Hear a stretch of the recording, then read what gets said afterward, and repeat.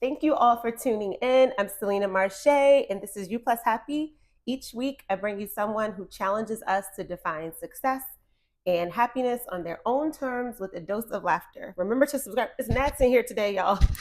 Fruit flies. Remember to subscribe to the You Plus Happy podcast on YouTube to stay up to date on new episodes. You can also follow the show on Instagram at You Plus Happy. This week, we talked to Jashan Kaleka, a machine learning engineer, aka AI engineer, which I just learned. And he's also a comedian. He does improv, poetry, and screenwriting. Welcome to the show. Hey, I'm glad to have you here. How are you? I'm doing pretty good as well. Yeah, that was pretty good introduction because I always have a hard time introducing people on the fly, especially when people are like, when you're at an event, people are like, hey, like, what do you do? Yeah. So I'm like, hold on, I have to like give the whole spiel. So Yes, I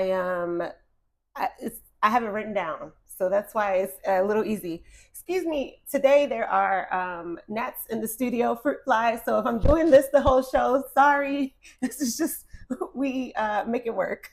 Anyways, I'm excited to talk to you about everything that you do because it's so like from one end to the other. Mhm. But how did you get started? Well, so I moved to the States about 5 years ago. Okay. I moved here for my master's right after my bachelor's, which was again in computer science. Yeah. And one thing I always had in mind was like, I don't want to be like just be part of like a community. A lot of like immigrants, when they come, they just stick to their own group Mm-hmm. because oftentimes people feel that they don't have a space for themselves, right? Like you'll see like Indians just sticking in a group Yeah. because they don't feel like they have a place for themselves out in the world. So I was like, no, I want to like try things. So during my degree, I tried out storytelling. So I started with story slams, and I was like, yeah, I really enjoyed the stage telling my story. Before or after you got your degree in tech? No, during my degree, During. during my Okay. master's. Okay. And I was like, I enjoyed the stage, but there wasn't enough like feedback. People Mm-hmm. listen to your story and they're like, yeah, you did good. Yeah. Then I transitioned to poetry. Again, still not as much feedback. People are like this, Mm-hmm. and that's when I like was like, oh, I enjoy the stage. I need more like feedback, more interaction. That's when I got into comedy. So I've been doing that for about 3-4 years now, Mm-hmm. and yeah, I just want to. I'm a person who really wants to express like what I have inside me. So I'm any medium I can find, I like go for it. That's Yeah. how like screenwriting came about as well. Where'd you move from? I moved from India, so I'm from a state in the north called Punjab. Okay. Yeah. And where did you move to in the States? So I moved to Dallas, Texas. Mhm. That's where I went to school for 2 years. I graduated during the pandemic, found a job in Atlanta, and that's how I Okay. How was that transition? from India to here. Yeah.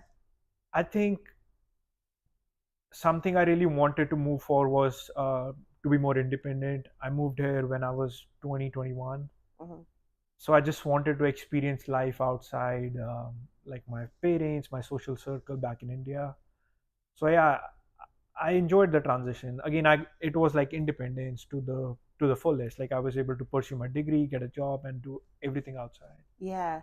So So was nothing about it was difficult and meeting new people and all that?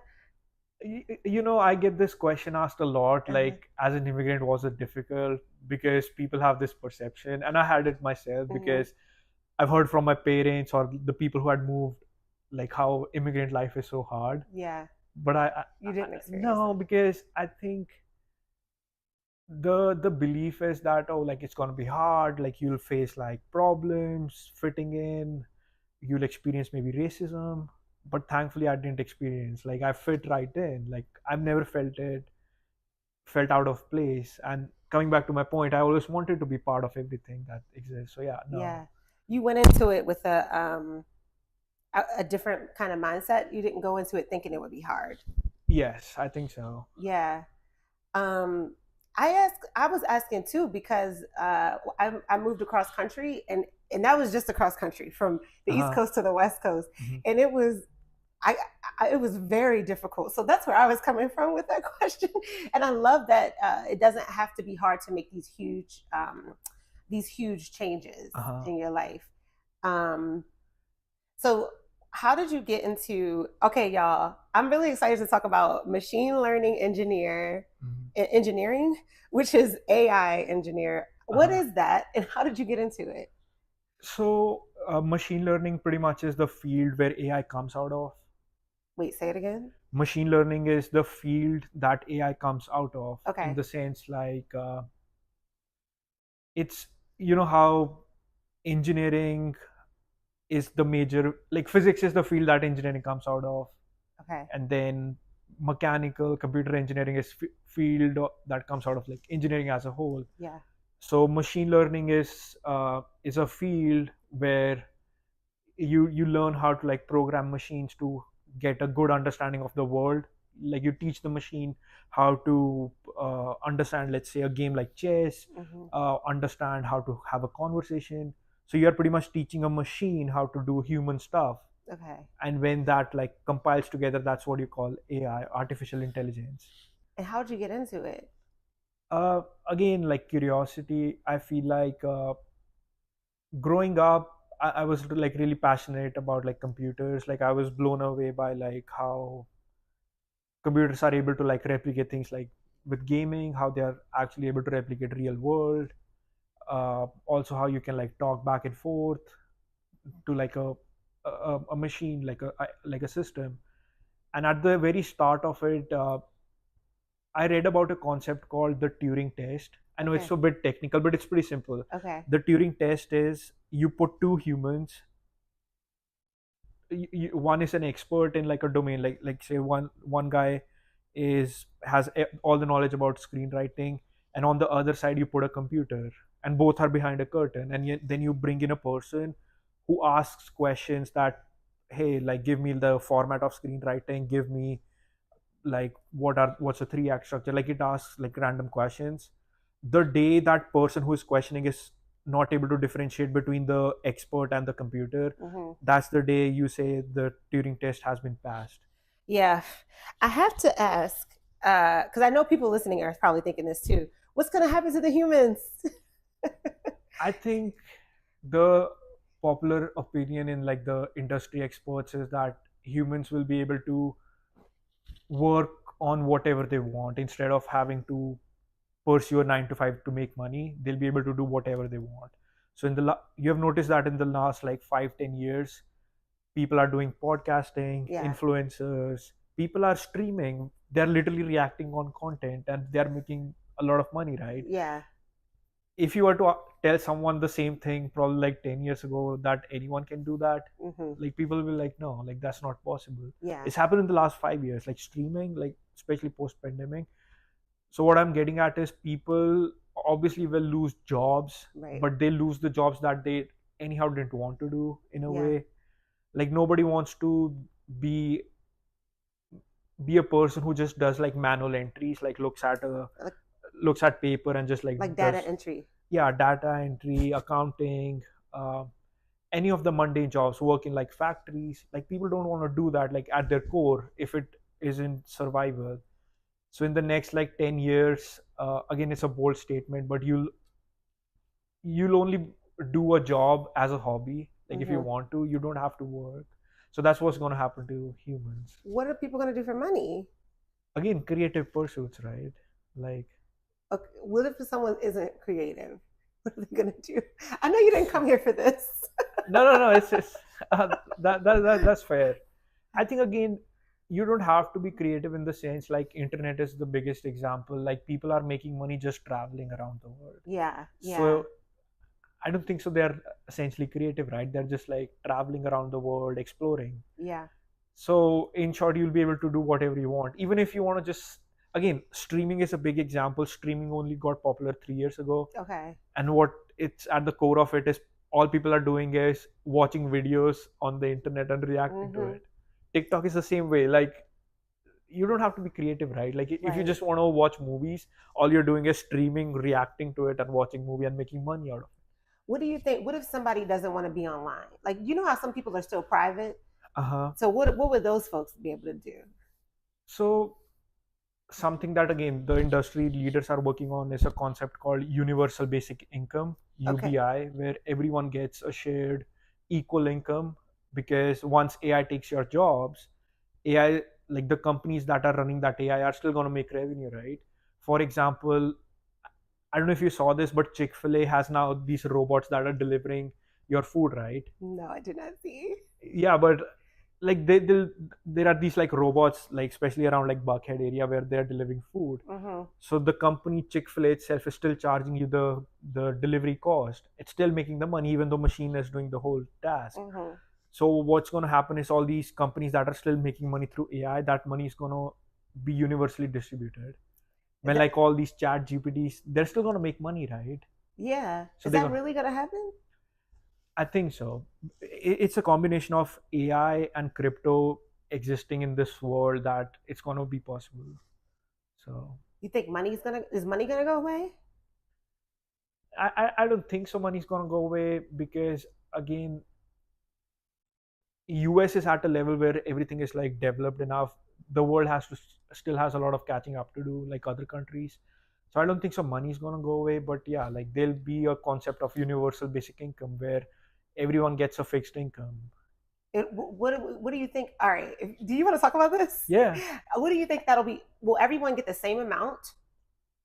that is the goal. Yes. Really? So Mhm. it won't. Okay. So it wouldn't be based on like, oh, this couple has 6 kids, and then someone single Uh-huh. by themselves. They wouldn't get the same amount, or would they? Well, again, this is something that is under works right now, but I'm guessing, yeah, that's a tricky like area. Like if someone has like 6 kids, like how do you maybe the kids will have the equal share as well. I'm Yeah. guessing that's what's going to happen, because we are in a pretty like quick trajectory right now where yeah, a lot of jobs can be replaced by AI right now. What about like teachers, athletes, um, the construction workers? Again, when I do believe that most of the jobs will be replaced. Uh, some will be replaced quicker than others. For Yeah. example, I read about there's a 16-year-old kid who like started a AI startup Uh-huh. where it helps you. The AI helps to help you prepare for SATs at your own pace, because his point was like tutors are expensive. They cost like 100 $150 an hour, Yeah. and it's not tailored that they teach the same curriculum. So instead there's this AI that has like been trained on all the SAT like exams, all the books, and now it teaches the kid at its own pace. Right. So something like that, yeah, it'll replace the tutors. Mm-hmm. Whereas something like construction workers, yeah, you'll require like robots. So you won't replace them in a sense, like you'll replace you won't totally replace them, but you'll replace them where a construction site, instead of having 100 construction workers, will have like 20, and Mm. the work of the other 80 will be done by robots. That's what's happening in manufacturing. And yeah. This is fascinating, and I think I wanted us to talk. Well, I didn't know where the conversation would go because you are such a wealth of knowledge, and I mean that. And so I just want to like pick your brain about tech all day because it's not if someone who is outside of this world reading about it. I'm gonna be honest. Well, I can speak for me. It's boring. It's not fun. But if Uh-huh. I get to talk to someone who knows about it, I am like so intrigued, and I can ask. If you read an article, you can't ask it questions, right? I can ask you questions. You know what I Uh-huh. mean? Like I can just in real time, and from someone who's because I think there's a lot of fear around this subject, right? Uh-huh. From the average person, and it sounds like your perspective, just like making a huge move, is optimistic. And before I keep going, really quickly, if we get to this universal, what is it called? Universal income, Universal basic income, basic income. UBI. What if someone doesn't want to carry their weight? They you won't. What if someone's like, I don't want to do anything? They would still get money. And then Yeah. someone's like, I still want to work hard. I like working hard. I like Uh-huh. having a purpose. you have a lot going on, so I feel like you're the same type of person who Mhm. needs something to do and like likes to have a goal in mind, and then it seems like, I don't want to speak for you, like you set goals as you like, you might Mhm. check off one and go to the next one, right? Yeah. So that's the kind of people that that you are, but some people aren't like that. So they're gonna get the same income. Person A who doesn't need goals, and then you who's like doing a whole bunch of things for the world. Yeah, I mean, it's not that like extra income will stop. Like if I'm willing to work harder, like I can earn more. It's not that there'll be a cap on my income. Okay. So it's just that the basic, like everyone will get a basic income for survival. It's not like when AI takes over the jobs, like people are just left with nothing. Like Uh-huh. because what's funny is there's a lot of fear in people because they are like, you're gonna lose your jobs. But the people who are developing this technology, they do have humanity at its core. Like the developers are not like, fuck these people, Right. like I don't want to, I just want to take their jobs. Even the industry I work in transportation, right? The AI algorithms that we are developing, they help people in the trucking industry. How it used to work is like someone would call someone like, hey, like, do you have 10 trucks to carry this load from here to here? Now it's all AI, because when you go to Amazon and you like order something, it's like it tells you like, hey, it'll be there next day. Mm-hmm. So yeah, the jobs are, the point I'm coming is like, yeah, the jobs are going away, but the people who are making this technology is also have a better interest on. Yeah.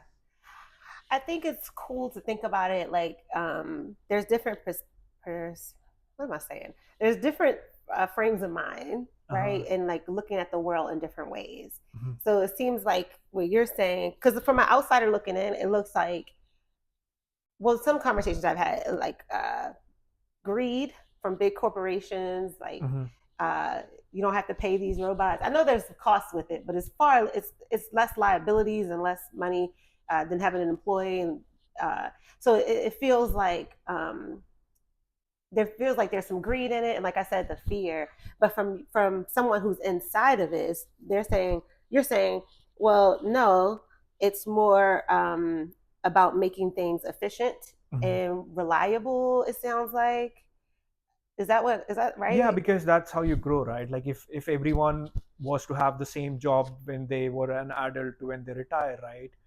They're not really growing personal at a personal level, and as a result of that, the world is not moving forward. Like Mm, one of my favorite examples is, you know how there's a fear that self-driving cars will like get rid of like Uber drivers and all these drivers. right. There used to be, every elevator in a skyscraper used to have a driver in them. Mm-hmm. And when the companies came up with like automatic elevators, there was a week-long strike in New York where Mm-hmm. the elevator drivers were like, hey, like Yeah. we're gonna lose our jobs, what's gonna happen?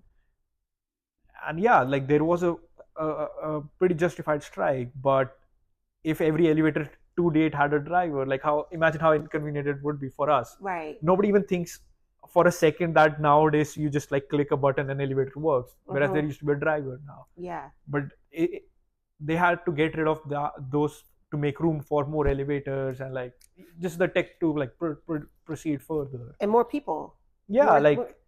like if I'm paying, let's say, 30-40 bucks for an Uber, and it's one, if driverless cars come in, Yeah. you'll have more Ubers circulating around, Mm-hmm. the cost will go down. So Mm-hmm. yeah, like you have to make room for technology to grow. Yeah. So I was thinking about that. Even with phones, you see movies, and I've heard even my mom, like, you had to call the operator, and the operator mhm, would get you to the whatever, and there were no phones in your hand. But anyways, I think that's an important point of just uh-huh, some jobs as you evolve go away. I mean, the longer you live, are just naturally going to go away. uh-huh, And when I bought my car, this is the last thing I'll say about it. The salesperson who sold me my car, he was an older man, and I hadn't had a car, I hadn't bought a new car in like 10 years, and you used to sign the paper, but mhm. this time you sign the desk, like it's all Yeah. electronic. And I was like, he was like, you just got to get with all the new stuff because you'll get left behind. And I Mhm. really like that mindset, because whether you like it or not, it's bigger than you, and you need. for me, I think it's important to learn as much as you can as a, I don't want to Mhm. say civilian, but as a normal person out in the world who doesn't know a lot about it, but learn how to use it and work with it, because it's not going to go away. And I think it's just going to get more it's going to move faster and faster. What do you think? I think it's again about perspective in the sense like I'm pretty sure you have heard this opinion that some percentage of people are unhappy in their job, right? There are all Mm-hmm. these statistics out in the world Right, right. that hey, like 60-70% of the people are not happy with what their current jobs. Mm-hmm. So on the contrary side, those are the same people who are unhappy are fearing that they'll lose their job. Yeah, So if the job goes away that you didn't like in the first place, it's going to make room for a job that you might like. yeah. So and uh, same is the perspective of when people are like, oh, these social media algorithms are getting so good that Mm-hmm. you only get content that you want to watch. Yeah. It's about perspective, because I feel like that's a good thing, that if the algorithm is so good that it only shows things that you want to watch, that's Mm-hmm. good, because it's not showing you the things you don't want to watch. Yeah. So I think that's when I'm taking notes. So I remember what to ask. But that's, to your point. Knowledge is power, right? uh-huh, Like knowledge is power. That's how we do the show. But because when you don't, you just read headlines or you just hear hearsay and you uh-huh, don't do any investigation. Which most of, I mean, let's just be honest. There's so much information. Like we're mhm, just scrolling away, and if you're not in it and you don't talk to anyone and you don't know, it does sound scary from the outside looking in. But when you get some information and then learn about, I think the more you know, it's not as scary. Like that's why horror movies, like, they don't show who the killer is, because when you yeah, see it, it's not scary. But mhm, then when you see who, it's when it's the mystery in things and the mhm, unknown that is scary. So I think that's where a lot of the fear is coming from. And I like, to me, it's from someone who doesn't know anything about this stuff. uh-huh. It's like fun. It's very interesting to hear just some more information. I think the more information, the less fear, and it's like, oh, okay, and there's an understanding. I think I totally agree. The more like people get knowledge about it, the more like yeah, you understand it. That's same for AI. That's same for cryptocurrencies. Yeah. Like from the outside, it is yeah, it is scary, but the reality of it is humans like sometimes don't really like change. Like there's a Yes. degree to which you get comfortable, and all these new things require change. Like Mm-hmm. if you look like few generations before us, uh, let's say our grandparents, right, they didn't like the change from actual traditional music to electronic music. They were like, Mm-hmm. no, we're not going to change that. Our parents didn't like the change from like not having all social media smartphones, but we are fine with it. We are fine Yeah. with both social media, electronic music. But what we are resisting right now is like all AI, generative AI, like all these things. But the generation after us will be like, ah, like that's all fine. Like every kid will grow on phones, chat GPTs, like all that Mm-hmm. stuff. So even though we can resist change, it's still gonna happen no matter what. Yeah, and I So I think that's a really good point. And there's, just like you said, there's stats on how people don't like their jobs. There's stats on how people don't like change as well, mhm, and it's very difficult. And I think one of the things that I saw that I think is helpful is like constantly making yourself do things that are different that you're not used to, so your brain gets used to change, like even mhm, going to different grocery stores, because I know I can get stuck, you go the same route to your gym or your yeah, job or whatever. Just doing those little things to uproot, I guess not uproot, but just to challenge mhm, so you're not on autopilot, right? Just mhm, challenge you a little bit to get used to change. Especially, I'm not telling anyone what to do. Y'all know, if you listen, I always say that. But I think it is good to challenge yourself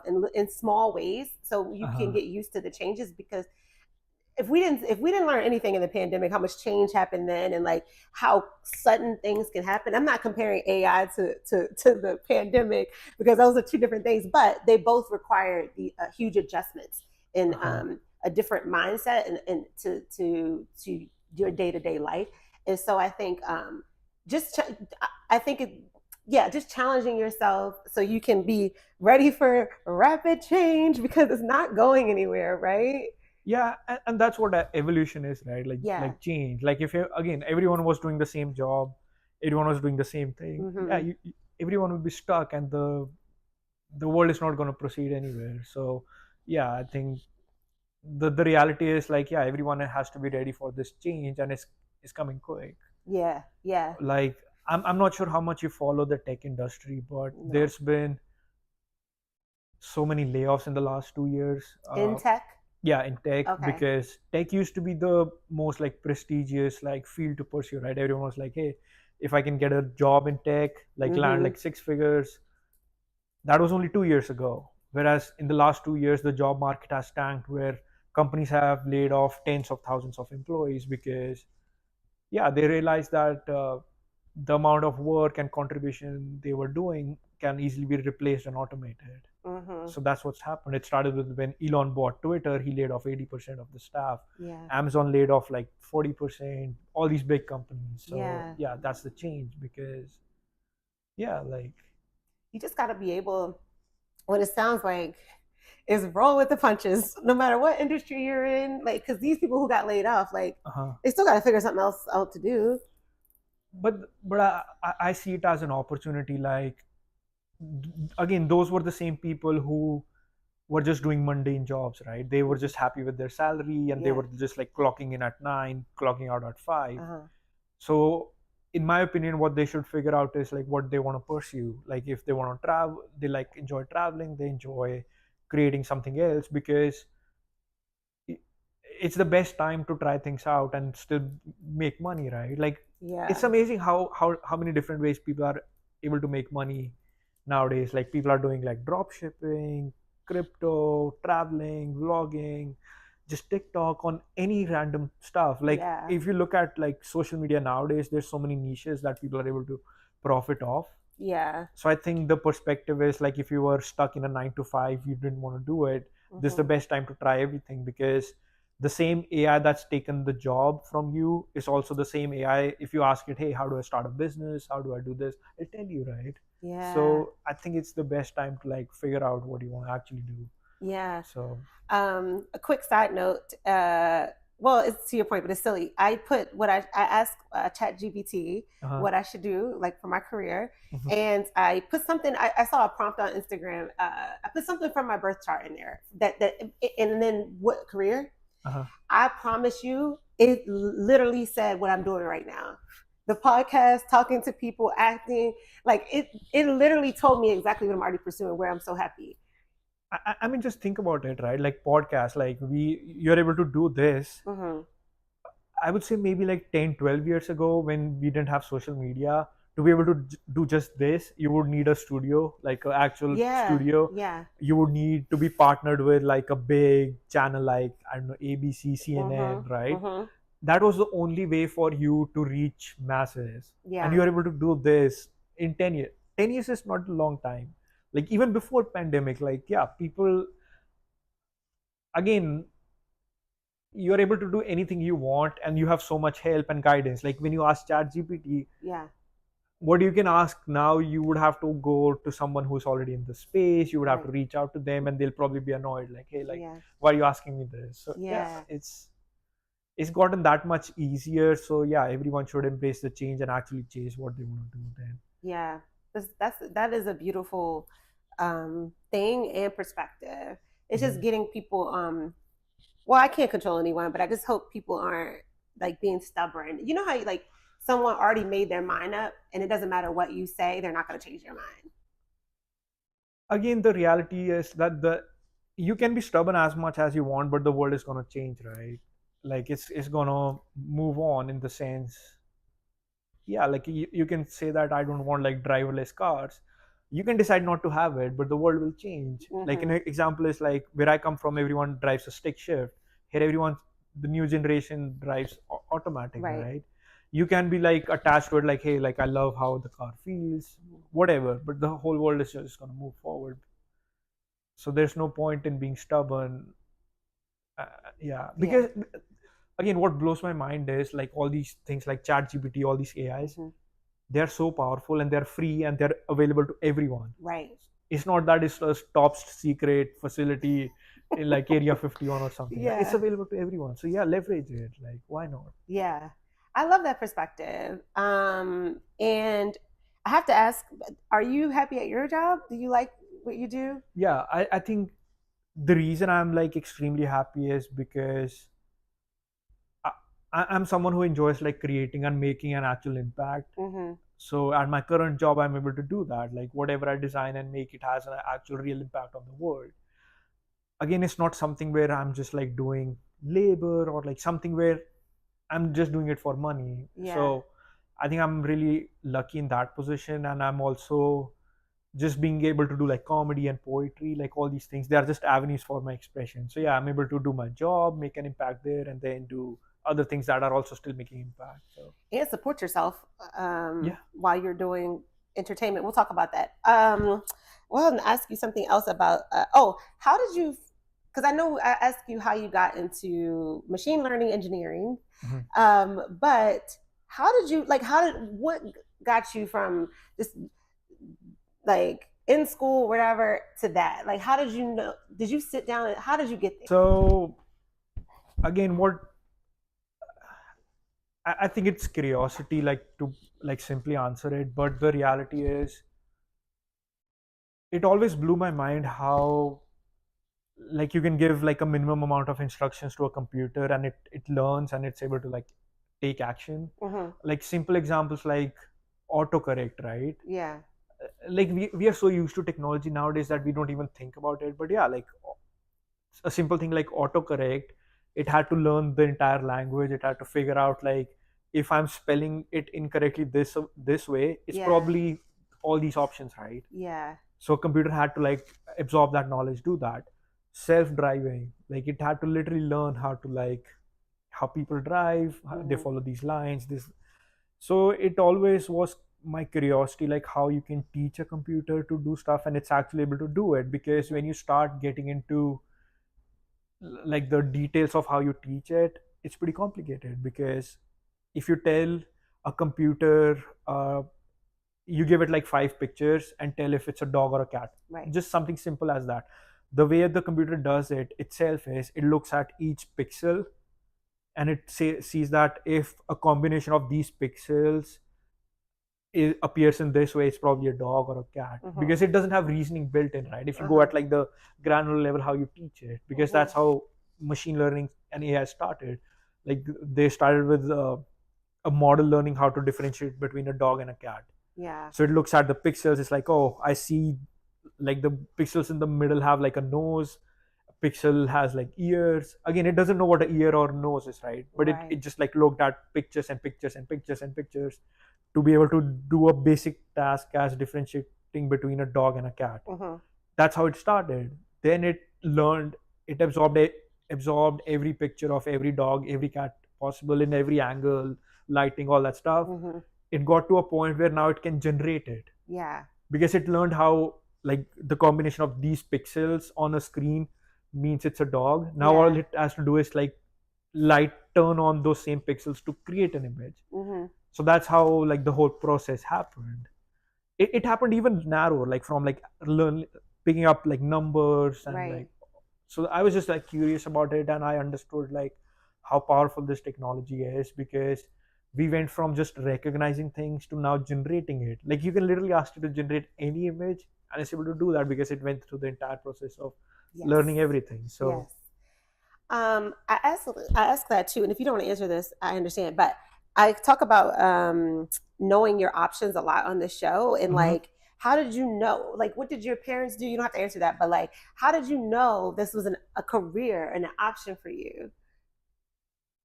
Well, I think something I was really like blessed with was like my parents never like forced me to like do pick a career. Mm-hmm.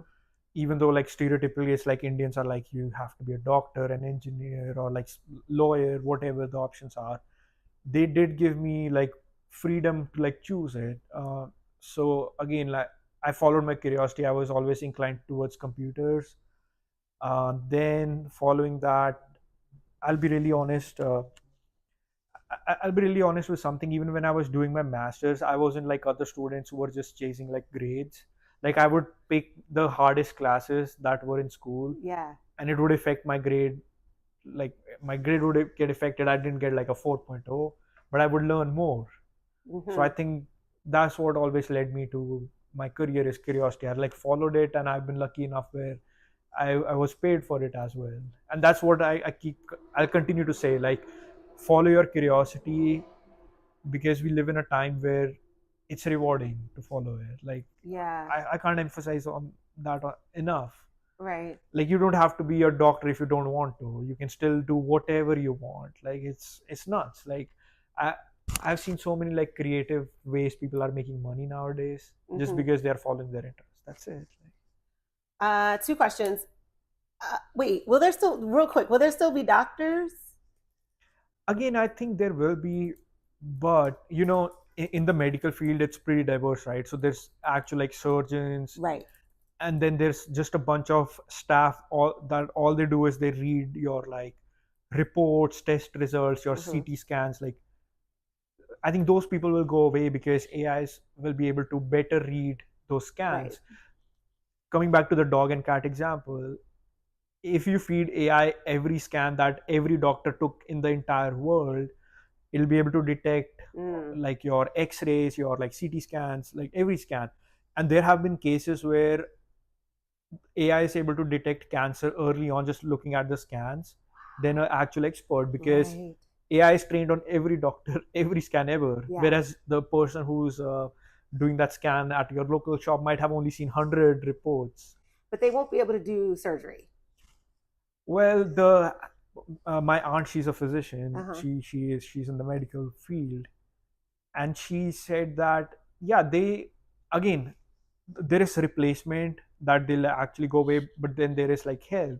So instead of like five surgeons doing a surgery, there might be just one doctor and the robot assisting, Okay. because they are testing like robo surgeries a lot nowadays, and they are Mm-hmm. so precise and so like calculated. So yeah, they will replace, and doctors are able to do surgeries remotely, in the sense like, you can go to a remote place, you can install a robot, right? Yeah. And the doctor is somewhere in a different state, even a different country, and they can just like control the robot and do the surgery. Y'all, I'm gonna be down a YouTube rabbit hole today once Because this think is about over. it, like, the hardest thing people face nowadays is like, if you go to like a rural place, there's no hospitals around, Uh right? huh. But you can go and fit a robot there, right? Wow. And there'll be more. Again, coming back to the same cat and dog example, once a robot learns how to do a surgery, all Mm-hmm. these are interconnected over the internet, right? So once a robot does a successful surgery in Atlanta, it's going to be able to share and train it with every robot in the entire country. I got it. Whereas a doctor will only get experience through like 10 years of experience, maybe through Yeah. the school and like internships, all that. Yeah. Whereas a robot that starts today, let's say there's 10,000 robots in the entire country, they'll just be able to learn, teach each other. That's how good they'll get. So Yeah. yeah, like, It makes sense. I like that your face lights up talking about this. yeah, That's wonderful. yes. Um, what you mentioned that there is, I'm going to get to the comedy, but this is, wait, so, but you mentioned that you know so many people who are able to make money like following their curiosity. What's like an example? One of the examples is, I have a family member. They're a couple, and all they love is to travel. They Mm-hmm. love to travel, hike, mountain bike, just like be in the outdoors, right? Mm-hmm. They were able to start a business on the side where all their business does is like, if I'm out in like Colorado or Utah and I'm trying to rent a bike, Yeah. it gives me an aggregated list of options to for all the shops in my area, and I'm able to compare prices. So they're like hotels.com, but for Mm-hmm. like rental equipment. Okay. So no, they're able to travel full time, build a business on the side that's able to pay them. Yeah. And then you can look at all the people who do like social media, or Yeah. like, I bet you know a lot of people who are social media influencers, and all they do is go and review restaurants. Mm-hmm. So if someone has a curiosity, they just like enjoy food, trying new places, they're able to do that, but also create content and get paid for it. So Yeah. that's. I see. But it sounds like too, like while you're doing the things that you like to do, it's important to keep your wheels spinning and be looking for opportunities Mhm. because these like they're not just out eating and not thinking about opportunities. or you know what I mean? Yeah. Or they're the family members the couple that you mentioned, going on traveling. A lot of people travel and don't think about anything how to monetize, like to make money in that Uh-huh. process, you know. So I think that's like also a shift in your brain of Hmm. like, how can I monetize a part of this? I know for me, I wrestle with, and I wonder what you think of, um, trying to monetize everything and like, um, not exploiting, but for a lack of a better word, exploiting everything that you like. It's like, dang, I want a hobby that I don't have to share or do something. You know what I mean? What do you think about No, that? I think I totally understand. It's like the morality aspect where I'm like, if I'm eating, do I still have to take a picture of it? Right, right. But again, it's a perspective in the sense like you have to still do those things to then be able to figure out like, are there better ways to make money, Mm-hmm. or like can I do it in a different way? So like you have to go through that process, right, of feeling Yeah, guilty and then thinking like, hey, like should I do it in this way, do it better? So what I believe is we live in a time where we can experiment as much as we want, yeah. and through that experimentation then land to something that you don't feel guilty about. Trial and error, and Yeah, what like feels if good you to you. if you feel guilty about like taking picture and posting it on social media and you feel guilty about it, maybe then you arrive to a avenue where like you start recording when you are cooking something. So instead of like being guilty of, hey, look at what I'm doing, Mm-hmm. you shift it to adding value. So instead of just like taking a picture like, hey, look, I'm eating, you add a rating to it. You're like, hey, like I tried this place, give them a shout out, Yeah. and this was really good. So you instead of just showing it off, you are adding value to it. Mm-hmm. So it's change that perspective to that, because I've noticed this, like I do it anywhere I go, I'll just tag those people, Yeah. and I'm giving those people free marketing in a way, like Mm-hmm. then they reshare it, and they it shows that actual people come to my spot, they like it.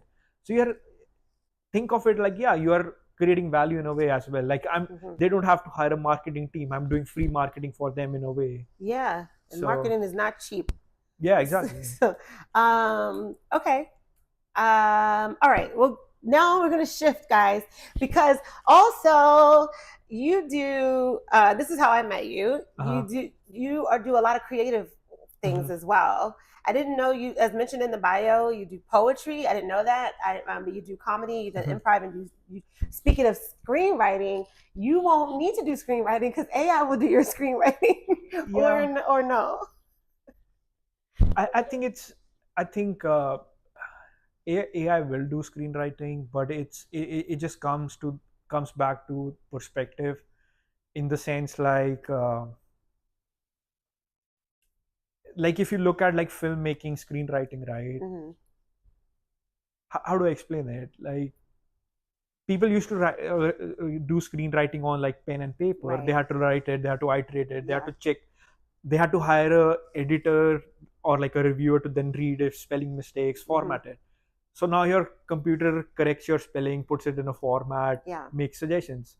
So it's doing that job for you. So yeah, like AI will do the screenwriting, but then it'll change to where at least AI will be able to fill in some gaps for you. It'll make it easier. And as a screenwriter, it'll make me a better screenwriter, instead in a way that I don't have to go and read last 50 years of scripts to be able to start writing. Yeah. Right? I don't have to like lock myself somewhere in a hotel, read all these like previous writers. I can just start experimenting and like creating more and more scripts than having to Yeah. again sacrifice everything. So No, I got you. That makes sense. So, how did you get into comedy, and poetry, and storytelling? well, the simple answer is I just wanted to one get good at the language, in the sense like when I moved here I had an accent, Mm-hmm. people were not able to understand what I was speaking. So I would say it's a pro tip. If you're trying to learn a new language, just start getting on stage and doing comedy. Well, sir, Like, that is a huge jump. yeah, it is. But don't you think it's funny in itself? Like like if you're trying to learn Spanish, right, and you go Mhm. to a Spanish comedy show, you just get on stage. But you have to. But most people are scared to get in front of people. You already were doing storytelling in front of folks, right? You said. Yeah, I was, but again, I started somewhere, right? Like I just had this urge to like express myself. Yeah. And I feel like just looking at social media, I feel like everyone wants to express something. You just have to find out what it is, Yeah. right? Everyone does want to have a voice, express their opinion on sports, food, whatever your niche is, right? Hmm. So by default, people already have the expression, like the will to express. Yeah, I mean, look at why people dress up, why people, yeah, they have that. So you just have to pick your medium, and I picked comedy because I wanted to get one, good at the language, and two, I had so many stories and things to share. So that's how I got into And you thought comedy. they were funny? Yeah, I think so. So you when Just because perspective is funny, right? Like you want yeah. to hear like just like you wanted to hear my experience on being an immigrant, right? Hmm. People would want to hear it in a comedic sense as well, because Right. that's how the culture shock experience. So You weren't nervous at all. no, I was. I think Okay. I was. It did take a long time, because the very first like big show I did, it was probably a crowd of like 500, 600 people. That was your first show? Like first comedy show, because it was like a university intercultural program where like different cultures present like different things, right? Okay. And Okay. I auditioned and I was picked as a comedian. And this was my first time performing in front of like a packed like basketball stadium under a spotlight. One, I couldn't like see anyone. Like I got on stage, I couldn't see anyone, the spotlight was so bright. Okay. And I did some jokes, I was so rushed, like I bombed so bad. Like I got off stage and I just went home. I didn't like even like see anyone. But it soon put things in perspective that that's the worst that can happen. So now Mm. when I perform in front of 100 people, I'm like, oh, like that happened in front of 600 people Yeah. and nothing really happened to me. Like it's fine. Like the How did you cope with that when yeah, you got because home? well, yeah, that particular day or that particular week was pretty bad, because you start questioning like, oh, like why did I do that? Should I even do it again? But I'm sorry I'm laughing so hard. no, But we've all, I've I've done shows in not comedy, but I've done plays in front of people, and it was a shit show. So I think I'm laughing because I was remembering my own experience. I'm not laughing at no, you. no, it's fine. But so that day, what happened? Well, again, I when I auditioned, right, I auditioned in front of like 5 people. It Right. was fine. It was like a room, like a normal room. Whereas when I walked on stage, it was like a big basketball stadium, that they had a big stage because other people were doing like choreographed dances, like like other stuff that required a big stage. So when I went on, it was my first time being under a spotlight. Mm-hmm. It was my first time listening to myself on a mic in that bigger space. Right. So yeah, the nerves kicked in. I got nervous, and then when I started doing those jokes, they didn't hit, and it was like silence. And again, the saddest thing was I couldn't see the crowd. Right, it's like Right. spotlight, so I'm looking at like this white like oblivion. So Okay. yeah, like but I still in my head I still like went through my entire like 5 minutes of set. I still did it. But again, it puts you in perspective that, let's say I'm on that stage, right? Mm-hmm. I'm in the basketball stadium. If I like zoom out outside who I am, what's happening is there's people who are there for the entire like 2 hour presentation, right? Right. There's people, there's me again. I'm doing my best what I'm doing. But if I zoom out and I'm outside the stadium, outside that room, does it really mean anything in a sense? Yeah. Like right, like I'm just like outside the room now. Maybe I'm outside the university now, Yeah. right? Is it that like impactful? Not really, Yeah. right? Like you get to Yeah. zoom out. So that really put things in perspective, that yeah, everyone's there for a reason, and it's not like going to impact it in a major way. I mean, yeah, sure. That's one way to look at it. But next time I bomb at something, I'm gonna just message you on Yeah. Instagram, and you're like, "Oh, it's not a big." Well, that's true. Every time I run into you, I'm worried about something because that's my nature, and you'll say, "Because a few times," and you're like, "It's not a big deal. It's not a big deal. Yeah. It's nothing." So is that how you look at life in general? Like, it's just not a big deal. Nothing's a big deal. Well, it's not a big deal what others think. It's a big deal like what I want to accomplish. Right. Like if I go do a show and it's not up, like internally I know that I didn't put enough effort, like I just like half-assed it, Uh-huh. then it's a big deal because yeah, this is what I want to do and I didn't do it. But if it's like I gave my best and I didn't get the reaction out of someone, then it's not a big deal. Like, yeah, because again, it doesn't really matter on what people think because everyone is on their journey Right. and they are doing their best. Again, not like getting religious. I'm not religious, but like you have heard this saying, right? Like at the end of the day, it's not gonna matter Yeah. like what other thing. It's matter what you think, what you did, Mm-hmm. the intention behind it. Because there can be times where you can have the best intention and it's perceived as a negative, Mm-hmm. like in a totally wrong way. So yeah, it shouldn't matter then. Like it's not a big deal. Like, but it's a big deal internally, like what you want to do, what's your intention, did you give it You enough? care about letting yourself down. That like you want to make sure Uh-huh. that you honor the what you know you can do. Just like you're saying, like if you half-ass something, you know you could have done better. That's when you feel like. Yeah, But when people think, how do you ever get embarrassed? I think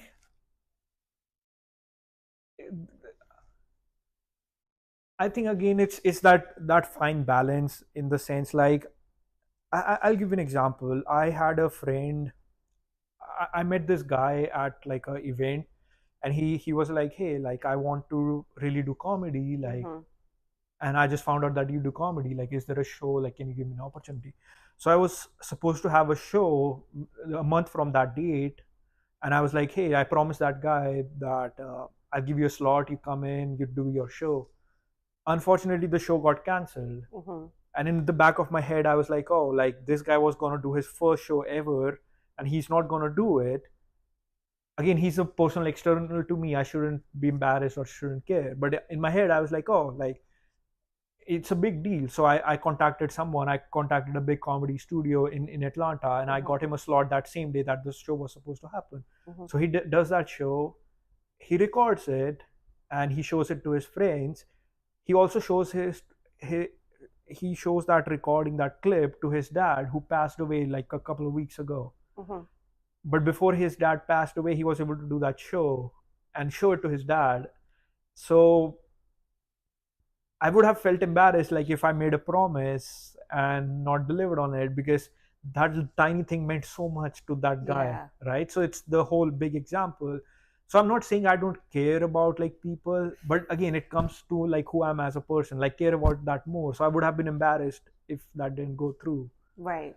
So So, but it's not like you're walking down the street and you care what kind of shoes yeah. they something like kind of superficial kind of stuff. You care. Mhm. It sounds more like things that are in alignment with your integrity and your values. Have you thought about?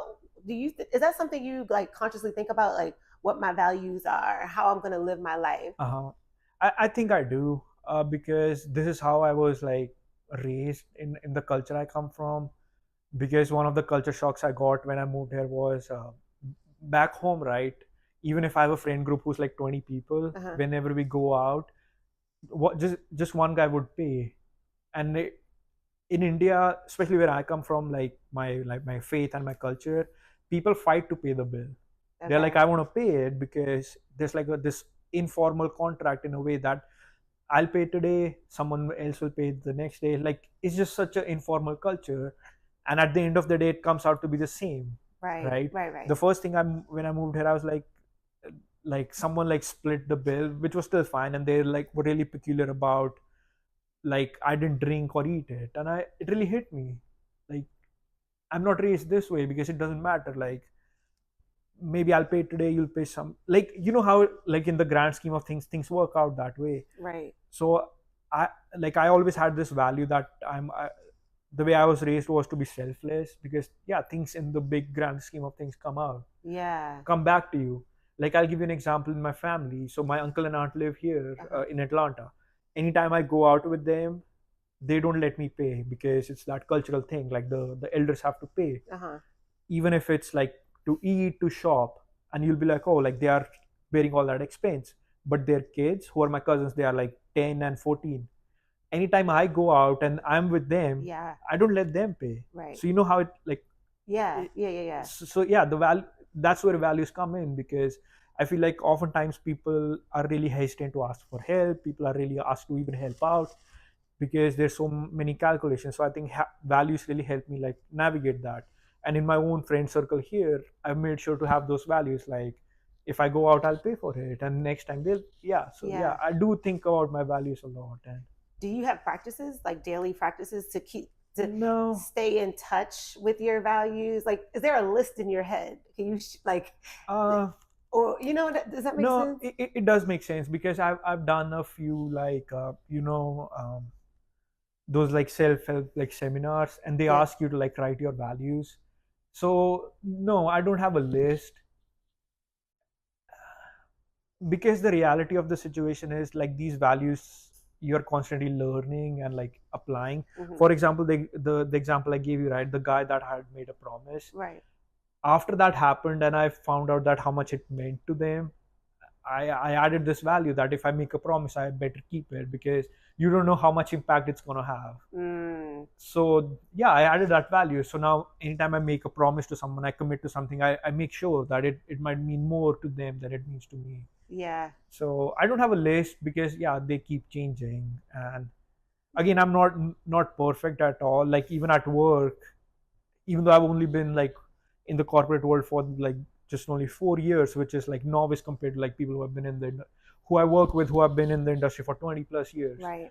There's every day that I learn something new, like how to deal with people, how to be polite. So yeah, you can keep growing your values. I don't think so. There's a Yeah. definitive list Like new information comes in and then you reassess.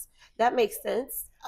because I think I have a big belief in life that whatever your shortcomings are, life like teaches you pretty quickly that this is not how you should do it. Like Yeah. it happens across the board. Like I was not always good with finances. Uh huh. Life will pretty quickly teach you. Like if you're not good, you better take care of it. So yeah, like How'd you get good with finances? with time, with time, in the sense like I'm around people who like are in heavy investors in like crypto, who do things with like stock market stuff like that, and those things would never work like with me. Like I was Mm-hmm. never like a person who was like good in the stock market and stuff. But what I realized over time is like you have to come up with your own strategy on how you invest. Mm-hmm. And my strategy was I set up these like automatic investments that invest a really small amount, like 30-40 bucks Yeah. every day. That works really well for me because I don't have the mental burden to like sit down and assess should I invest in Bitcoin, this, that. I just have a diverse like automatic investment every day. Yeah. So the way it worked with me was I was investing like 40-50 bucks every day. Within a month, that would amount to like 1 or 2 grand. And I just had saving that I thought would never work. So yeah, experimentation is how you get good at it. Yeah. That's pretty much it. Okay. Do you ever? Because I mean, I Be- know it's. Go ahead. What were you gonna say? there is so much advice on financials like in the world Yeah. that doesn't really work for you, so you just have to try things. That's exactly how. Because I'm obsessed with self help. That's why I started this show. Uh-huh. And I've read a bunch of books, and they all give you these different. Some things are consistent, but for the most part, there's a lot of different things coming at you, and that's what, like you said, you have to find out what works for you. Everything. You have to Yeah. find out what works for you. So it's kind of like trial and error, you know. Hmm. Um, do you ever? Because it sounds like, and I know it's not. I don't want to oversimplify things because it's easy to just sit and do that. But you're. Do you ever get sad? What do you do? Like, what do you do when you get sad? How do you deal with it? General like sadness. Like, if something happens, something did upset. Because it sounds like I'm asking this because it sounds like you're a very easygoing person. I don't know if that's true, Uh-huh. but it sounds like you, and then you're just kind of like really rational about if something happens. So part of the show is like how do we how are we successful, how are we happy, but everybody gets down a little bit sometimes. Yeah. So how do you seem like a very rational person, that's why, how do you deal with things when they don't go when it's not like, oh, I can't just brush this off, and how do you deal with that? Well, no, even though I might seem rational, I think I do have like down times because once something happens, right, like once you deal with the situation, you kind of like build a way in your head, like if this happens again, like this is how I'll handle it. Like the Right. bombing, where like when I was on stage and I pretty much like bombed my entire set, I didn't Yeah. do good. So I found a way, like when I got down, I found a way to like deal with it if it happens in the future. So when a new situation comes now, I do have to sit through it. Like I do like sit through it. You just sit through it. For example, like I recently started like part-time school. I started my second master's. Initially it felt like easy going, like yeah, like I can take it, but it Hmm. got to a point where I had to like prioritize things because I got like left behind on a lot of my assignments.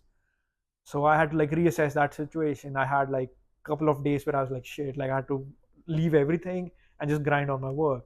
So I do get sad. The way I deal with it is I sit through it. I try to analyze, like if it happens again, what I need to do, what do I need to do then. Yeah, yeah. Did you have going back to your the bombing on stage? Did you have any mentors or comedian friends to like Yeah. what like to think about? Of course, you're going to think about what can you do better next time because of course no one wants to bomb twice. But like, did you reach out to anyone? How did you say? Yeah, I think something. I think a big life lesson that I've had in life is I used to hear all the time, like when you listen to like celebrities and all these people, they're like, oh, like I have mentors in my life, like they are the reason. Any successful person says it. And I could never figure out that how do you get mentors, right? Right, Like do you like pay them? like like right, like even I think about it, like if someone comes to me like, hey, can you be my mentor, right? How does that work? right. The way it works is like something I feel like is you find someone who you look up to in the industry, and you don't have to like ask them like, hey, help me. You just like stay with them, observe them. I feel like 80% of mentorship is just like being around them and like seeing what they did, how they did it, and then Mm-hmm. occasionally asking questions. That's what a mentor is. It's not like there's a relationship where we'll meet every Right, day. There right. are mentors who you pay and do that. Yeah. So during my life, I think in my comedy poetry career, I've had people who I look up to, that I would like occasionally hit up for advice and just like see how they are doing things to like Mm-hmm. replicate it. So yeah, I've had like a lot of mentors that like I've looked up to and just learned from them, because the way you learn from them is, it's not that you don't make the mistake, you just like you still might make that the same mistake. It's just that you look at their mistake and see like what they did and implement that. For example, I'll give you an example.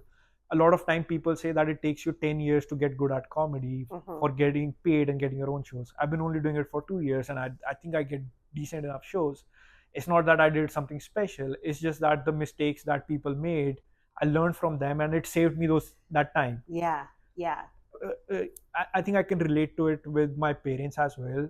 The reason your parents are giving you all this like life advice, or anyone who's like older than you giving your life advice, it's not that you don't do the mistake. They want you to still do the mistake, but if some if it took them 10 years to learn from that mistake, they just want you that it takes you 5 years, yeah. so that you save that 5 years of time, right? Right, right, You're still right. gonna make, like, again, coming back to financials, right?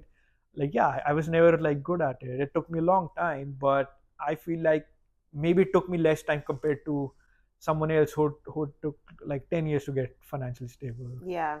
How did you, because we spoke a little bit about it before, but how did you get um, how did, from engineering into the creative world?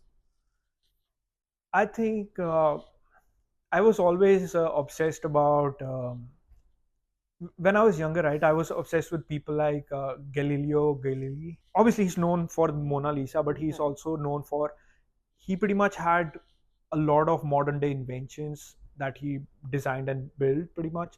So like modern day like toilets. He also had like sketches on helicopters, and he has this famous quote that science science is an art and art is a science, Mm. right? Because yeah, like science is sort of an art, like to be able to design like a laptop or table, like obviously there's technology, but there's also an art for it, right? Right. And same with art, like behind every artistic piece there's still a science, a method to it. So I really admire people like him, people like Elon Musk, who are big time like tech nerds, but they do have that creative artistic touch. Yeah. So I really resonate with them because yeah, like you understand that laptop has a functionality, but it's still you wouldn't. The reason you use Apple compared to anything else is because it still has that creative aspect, design aspect to it. Mm-hmm. Yeah. Else, everything would be plain. The reason there's like all these patterns on this is it's utility to sit down, but there is an artistic touch to it. Yeah. So I think I always had an understanding of technology, but how it also applies to art and creative side.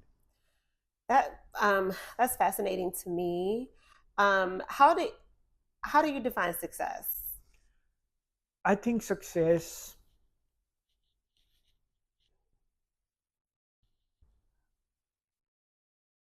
you know, I think success.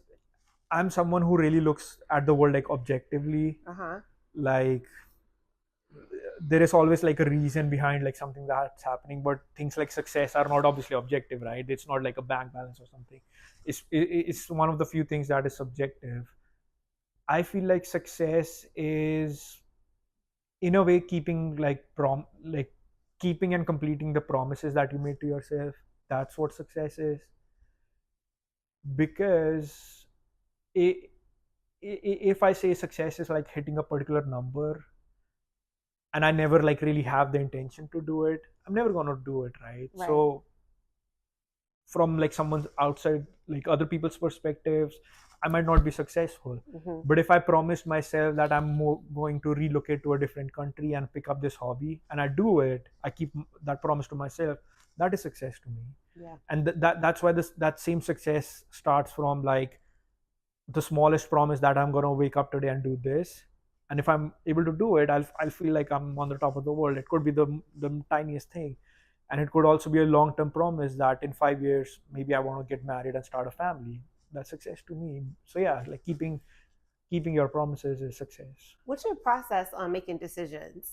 Because like you do a lot, right? So if I feel like you have to be, you tell me. I feel like you have to be strategic in your life because you have a lot going on. You have a pretty full plate, and you pursue a lot of things.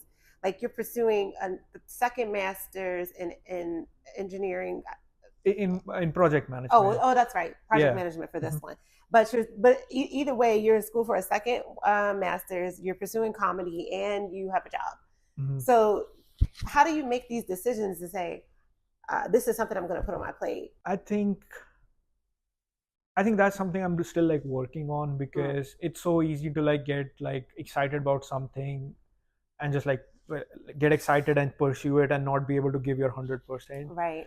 Because it has happened to me where like I get approached by a bunch of people like, hey, like I'm working on this like exciting idea, a app, a startup. Would you be want to be part of it? And I used to like say yes. So I would like be booked for weeks at end, like doing stuff, and I was still excited about those things. So the way I balance it is like, first of all, I'm still like learning how to do it Yeah. because I'm someone who's really big into keeping promises to myself. So if I commit to something and I'm not able to do it, I'm really down about it. I'm like, oh, I should have done it.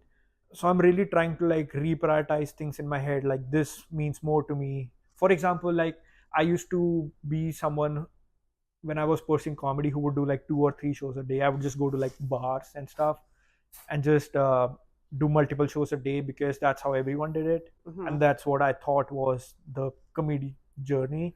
But I had to take a step back because yeah, I was doing like 4 or 5 hours a day, like just wasting on that instead of having my career go anywhere. So I had to like rethink and take a different approach and find a niche. So I do only like tech comedy shows now.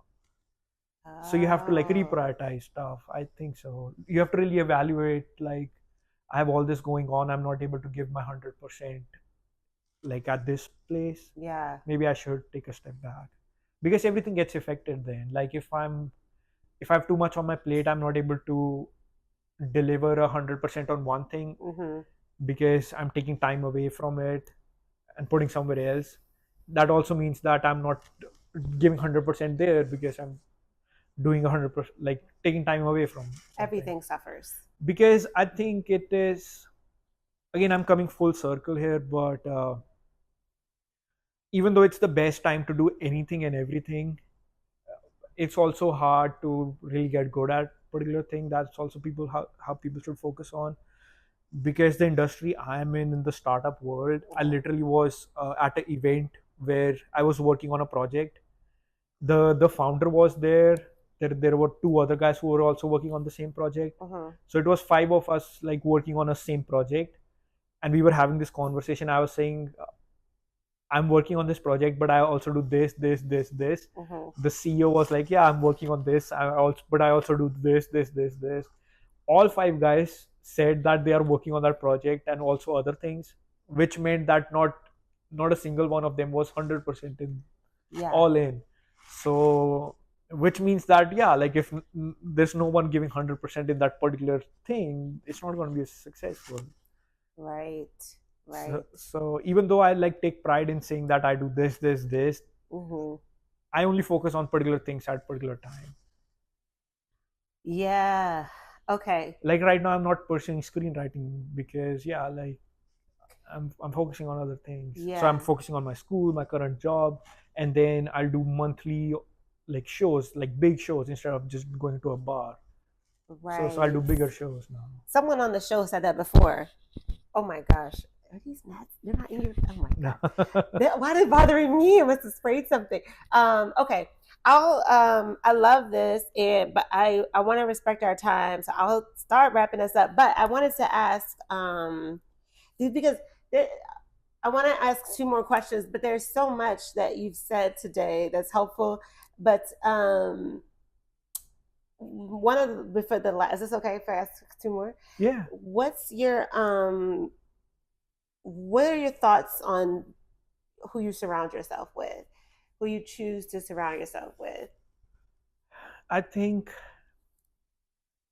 in life, right, the best advice is the most like the most like basic one. Like you say, be yourself, or like, so you are the sum of five people you surround. Like the most basic advice is the most deep one that it takes the longest to figure out. Like be yourself is the advice that I still like every day clicks me. Like I'm like, yeah, like that's what they mean. So the one that you said, like, I think it's really important on who you surround yourself with, because it really affects the pace at which you are doing things. Like if you surround yourself with people who are like ahead of you, who are like doing things, who are excelling at things, it really motivates you. Like, hey, like I want to like do this. Like there's a place I go to called the Atlanta Blockchain Center. It's a place where people in like crypto or like AI, all those people, engineers or people who are running their startup, come there. I'll just go to that place just for the atmosphere of it, because when I walk out, I'm so motivated that holy shit, like people are doing this. I also want to do it. Even when you go to like COA, when you see all these people doing all that stuff, it motivates you. So I think it's really important to surround yourself with good people, because one, it really gives you confidence to be able to see like what is possible, because everyone has the same hours, but if they are able to do it, they are able to do this. So can I. Like they are a set example. And secondly, you can also lean on them to understand, like if they made all these mistakes, I can avoid it. So I think it's one of the most important things after knowing yourself, to like surround yourself with the correct people, because that's how you're gonna be successful in this world. Because if you can connect with those people, understand them they are pretty much like your first audience as well, right? So that's when you can go out and gather more people in your community or audience, once you're able to like connect with people around you. So yeah. And I think when they're in the same field too, I wonder what you think. You have people to reach out to for help. Like if I'm working on like even just editing the show or whatever, like I know I could text five people who would be able to help me with a problem if I had that. So that's also like, because I feel like you can't do anything alone. And so if you have a support system that is kind of knows what you're doing, it can help you navigate it. And like you said, like paying attention to what they're doing too, of like when the mistakes they make, and vice versa, they can see the mistakes I make and get ahead of it. I think, yeah, having a team is really, really important. And you said something that led me to my other question was everybody has the same hours in a day. So what's a day in your life? What does it look like? A day in the life? So I think my days are pretty simple. I think the first like at least like 3 4 hours. I usually get up at around like 5, and the first 3 4 hours are just to myself. So I go to the gym. I have a dog, so I do probably like 3 4 miles. I just like walk with him. I live at Jashan Park. I make sure to get good food in. So like the first 3 4 hours are just for myself, because if I, again, I'm not too like strict with it, but I need that time to like lay down the rest of my day and Mm-hmm. make sure like at least the body's working fine, because if the health goes out of the picture, everything else comes For sure. crashing down. And then I'm someone who can't work like super long hours on one thing. I can't like sit down on one thing for like 5 6 7 hours. Yeah. So I break my day down into like probably slot of like three hours. So I'll go to like a spot, focus on my work at my company for the 3 hours. Then I'll move spots. I'll have like a lunch break, something. I'll focus on something else for the next 3 hours, which is usually like my school or this another startup I'm helping. Then in the evening I'll switch gears to like maybe do a comedy show, attend events, because I found that like my focus on like one particular thing is narrow around like 3 4 hours. Do have to move between, make sure I grab something. So yeah, that's what my day looks like. It's a bunch of 3 hour focus periods on different things. Mm. That's a good balance for me, because I feel like I don't get distracted in that amount of time. So And the social part, you get that fulfilled by at night with going to events or mhm. doing a set. Yeah, exactly. So like just like, yeah, the social aspect of being around people. Yeah, I'm big into the thing. I'm a big believer is one, that yeah, you can't do things alone, but when you are just by yourself, right, you're really limited to the experiences you can have. When you go out, like you can meet people who, because everyone brings their own story, right? Yes. So I just enjoy being around people because of that aspect, because it opens doors for so much possibility. Like we won't be doing this podcast if I and you and I didn't decide Right. to go at an event to just see people. So yeah, I think that's the best part of the world. So What do you do for fun? Other like is that what you do for fun? no. What do you do for fun? So I did make this joke that so I never charge for like comedy, Uh-huh. because until like recently, when I've started doing bigger shows where like responsible for like the entire like organization. And for the longest time, the reason I didn't charge for comedy was because I didn't want to tie money to something I enjoy, because once you tie that, it's like, oh, like now I'm back into like working for it than me Yeah. enjoying it. So the only thing I do for fun right now is golf. Like I recently Uh, picked up golf, and it comes back to the thing again. Like as much as I enjoy like socializing, going out, doing all these things, sometimes you need to take a step back and take time to reflect. But I find it hard to reflect just by sitting at a place, because there's so much going on in my mind. So ah, golf is something where there's minimum amount of activity that I can still be out in nature and still reflect on things, have thoughts, focus on myself. So yeah, golf is I'm something that I've been enjoying. for fun. Okay. Yeah, Okay. I think I think that's all I got. Do you have any other thoughts that you wanted to share? I think just coming back to the whole like AI journey and just being able to do a lot of other things. I feel like my closing message would be that, again, this is the best time to like try things out Mm-hmm. in a way that the risk of failure is so low.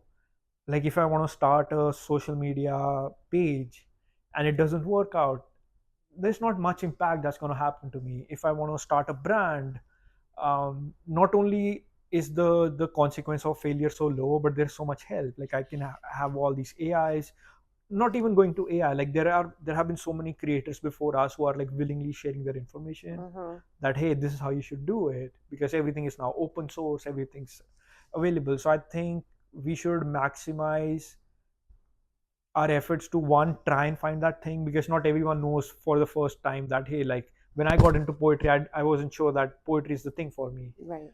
So one, try to do as many, try to do more and more things, like experiment Hmm. more on what you like and not like, and leverage your friends, leverage AI, leverage like everything's available, because it's the best time to do it. Because I can't imagine a better feeling if I'm someone who does what I love for a living and live my life with it. I don't have to do a mundane job. I don't have to like rely on anything. Yeah. That's the people I look up to, like all these like people like Elon Musk. Like I understand he is working, but he's working on the things that he's excited about. Yeah. Like It's that's a guy. play. It Yeah. sounds right. Would you call what he does like it's work but play mixed together? Like he's not working to pay his bills. No, he is not. Yeah. Like, so a lot of people who are in the same category as him, not at obviously like not everyone is as successful as him, but Right. anyone who is able to live a life doing things that they love, I think that's the best feeling, and we are in the best time that is possible. Yeah. Like I understand like jobs are going out, they're being replaced, but it's a good thing because they're being replaced like from start to end, right? Like it's good that I don't have to cook anymore because I can like order food. It's good I don't have to drive anymore. I have that's taken care of. It's good that so much is being taken care of so that I don't have to like do mundane things in my life, so I can focus on the thing that has the most meaning to me. Yeah. So And I think this is not what you're saying at all. But as someone who hasn't always followed I think more than like, well, in addition to something that I like, it's a purpose and a fulfillment that I mhm, follow. And when I'm doing the things that call me, um, it makes me feel high. It makes me feel it's better. It feels better than anything I've ever experienced. uh-huh, Um, when I get to do the things that are like you. I don't know if you've experienced like a nagging of something that you want to do. Like uh-huh, if I'm not doing it, there's a nagging in my uh-huh. mind, and if I don't answer it, I don't feel so great. But if I do it, it's the best feeling. There's this bliss that Yeah, I cannot explain, and so that's the I would it's not adding to what you said, but it's like it's kind of if you find that thing, it's already inside of you, right? Like it's already kind of calling you, and you'll have to find out how it manifests itself by trying different things, maybe. But if you do it, I promise, if you find it, it'll feel so good. Does that make sense? yeah, and the way to find it is just trying things, Trial and because not error. everyone is able to figure it out. Because yeah, not only is like that thing not like fixed, like not everyone knows it, but the world is also changing at a pace where what you're trying to do might not be out there Right. yet. Like if I'm someone who likes to talk to people, and like streaming didn't exist like 10 years ago, I might not be able to find it. So yeah, like just keep trying things. And it comes back to the definition I have of success is that fulfilling your promises. So when you have that nagging feeling, right, and you're Yeah. able to do it, that's when you feel successful. You're like, oh, like I did it. Yeah. So It gives you confidence, and then you believe in yourself, and then you do the next thing. And the other thing to that too is even if on the say something's nagging at you, right? It might not be that thing, but on the way to get there or the way pursuing it, you're gonna find other things. mhm. Like you didn't just start at comedy; you did storytelling and poetry, right? Or Yeah. what? But then you just went to comedy, right? You found it on the way. Is that what? Yeah, exactly. And what helped me, I think, I think it was the best way to do it is because even when I was doing storytelling and poetry, I was still on stage. Right, So it wasn't that right, what I'm trying to get to is you don't have to wait for that thing. You right. just keep doing, experimenting, because yeah, like my stage experience still added to my comedy and my Yeah. writing experience, because both storytelling and poetry still requires you to write Mm-hmm. and then present it. So yeah, I was Yeah. still adding to it. It just was like a different medium. Right. Same with when people transition, the people that are most successful on social media are the ones who have been doing their craft even despite social media, because they were still perfecting their things Yeah. outside social media, and social media just happens to be a medium to expand on it. Mm-hmm. Obviously they had still had to change, but yeah, like you'll notice the people who are the biggest on social media. Yeah. And really quickly, I promise. No, no, But it's I fine. think this is important. You said like trying stuff, and if it doesn't work out, then you try something else. like if you just start a social media page and it fails, how do Mhm. you know when you failed?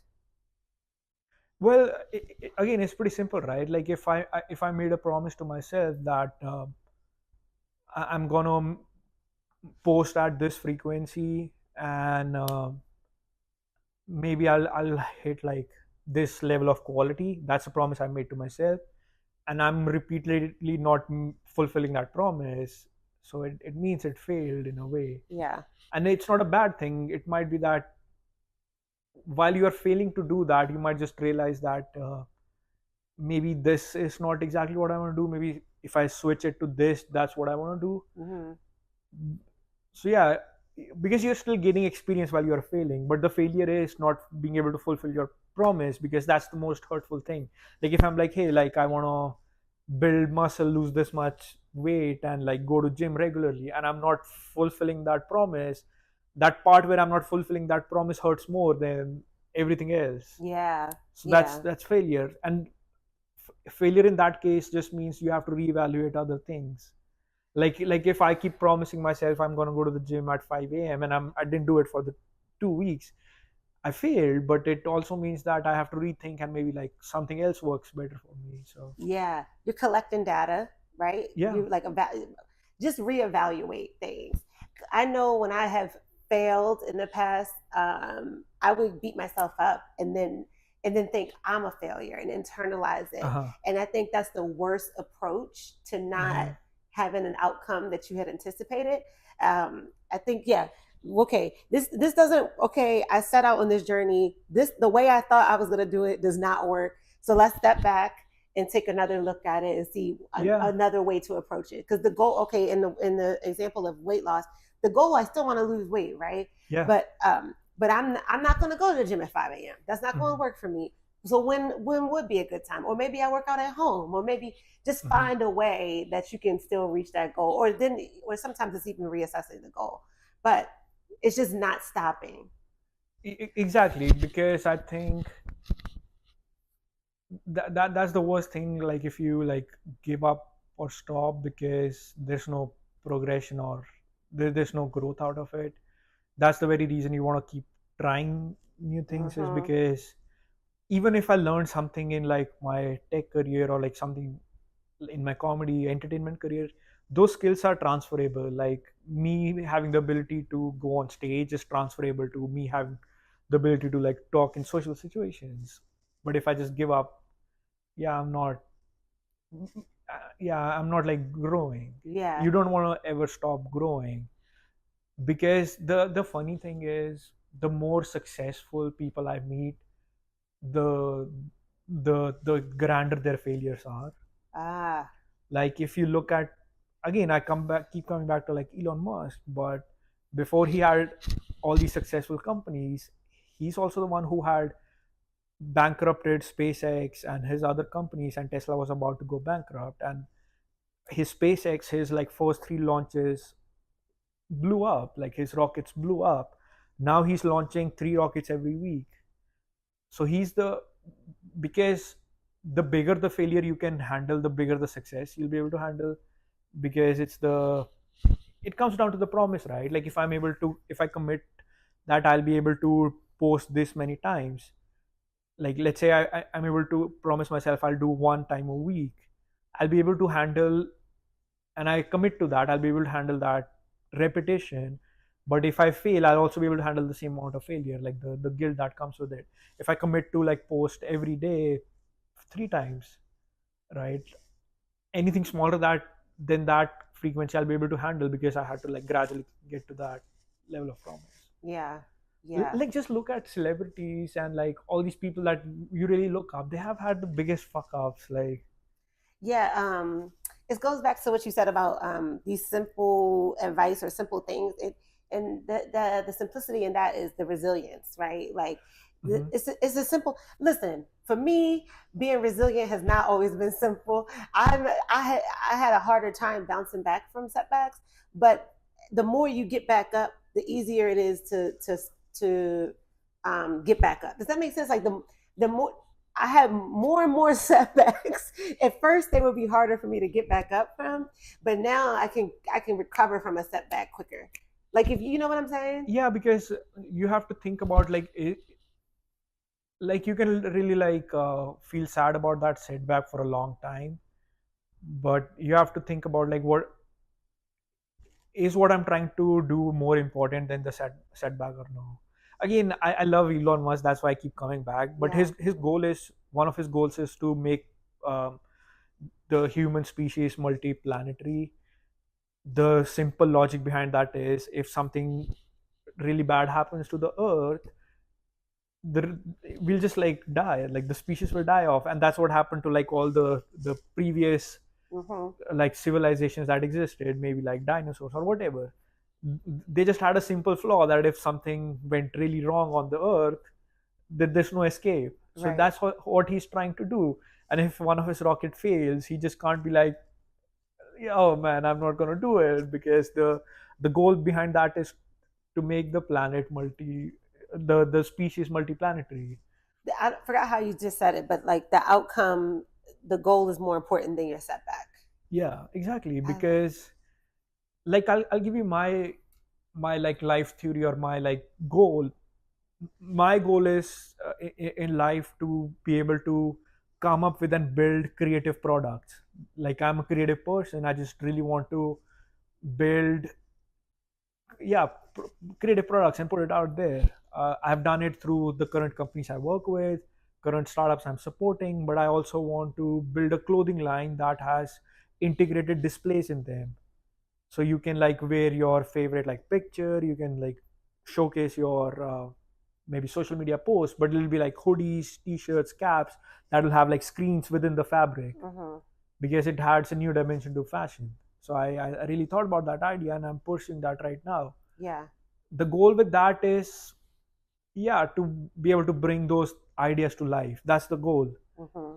But if I tie it to like money, if I tie it to like particular sales, if I tie it to like other things, I'll probably fail at the first try, right? Hmm. The reason I want to keep going, even despite all these setbacks, like I've heard so many no's that's not going to work, is because, yeah, like the goal behind it is to bring creative ideas to life. That's what I want to do. Maybe do it with my consulting side of things.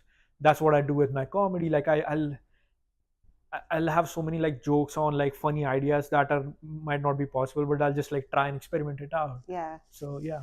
You said something really interesting when I asked you to be on the show.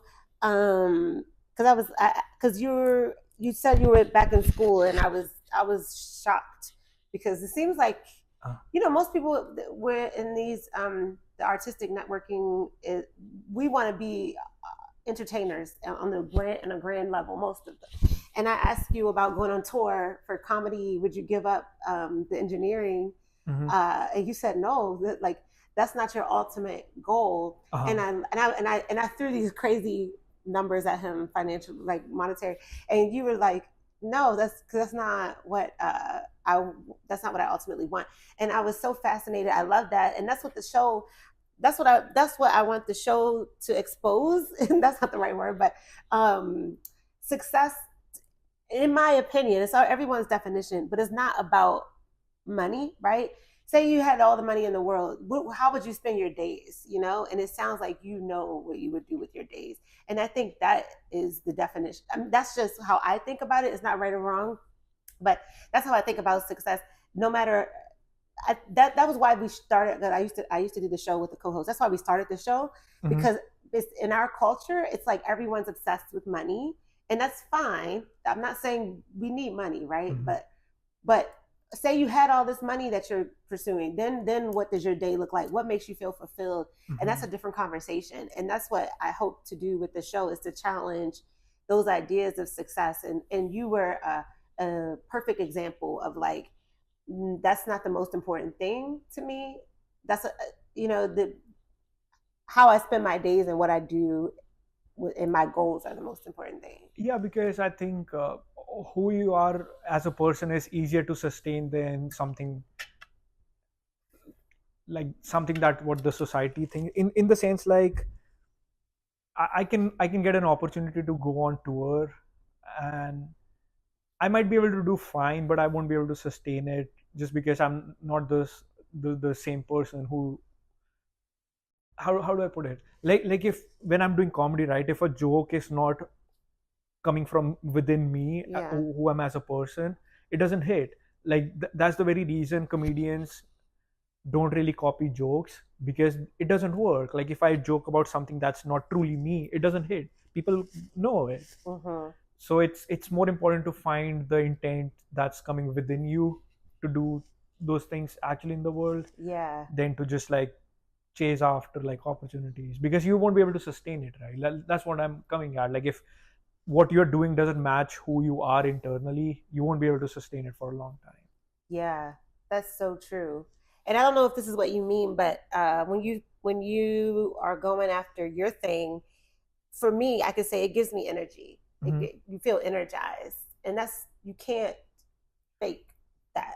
Yeah, because I think it, when what you're doing resonates with what you are, it reflects in the sense that that's why people who are in like sales and marketing, they are annoying, because they are trying to like trick you into it, and you are Mm-hmm. able to tell that, right? Like no Right. matter how many hours they have spent, how good they are, like you're able to sense it. Because yeah, same way, like when I'm on stage, if I say something that's not really resounding with who I am, even though it might be the first time someone saw me on stage and I've Mm-hmm. practiced that for so long, like that's why even when you look at speakers, even like politicians, they have 10,000 hours on stage, but you can somehow still tell the intent and the things even if you see them the first time. So Yeah. you really have to resonate it, because you won't be able to sustain it long term, because you can like put this mask up, but you can't like keep defending it, because you internally can't do it either. You can't promise yourself to keep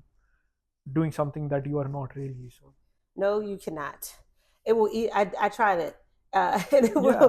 it will eat away at your soul.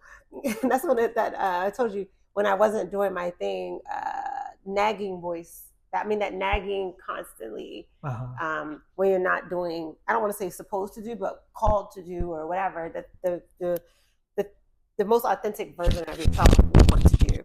Um, And I feel like that's a privilege in itself. Like if someone has a calling, it's pretty like spectacular, in the sense like you have something to work toward, you have that drive, right? mhm. Because yeah, like I think uh, it sometimes with myself, like I don't really have to do like all these creative pursuits. Like I have a stable job, I can Right. just like sit at home, like watch TV all day. Yeah. So it in itself is a privilege to have that drive. Because again, what blows my mind is how there are all these like big like singers, actors, who have been in the industry for years and years, right? Uh huh. And you would think that just looking at those people, there'll be a whole lot of people who are trying to come and replace them.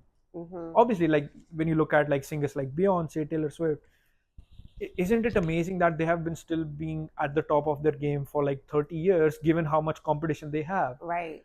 But the reason behind that is just how much drive they have. Mm. Like they don't have to keep singing as Right. they don't, They right? don't. They don't. Like none of them. But That's they are true. they are not just continuing to do that, but they're still at the forefront of that, despite all these years.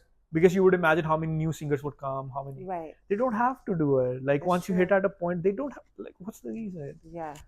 It's It's because the drive, they and yeah, they it's because they love to do it. yeah, and they have the calling to do it. Yeah. So again, it's a blessing, because again, coming back to Elon Musk, he doesn't have to. He's a billionaire. Like he doesn't have to help other people go to Mars. He's the reason I'm so inspired by him is because his calling and his goal is beyond himself. He Uh-huh. himself will never be alive long enough to be able to go to Mars himself, but he's Right. thinking about a generation, probably 500 years, 1,000 years from now. Like we are not going to go extinct in the next 100 years. No.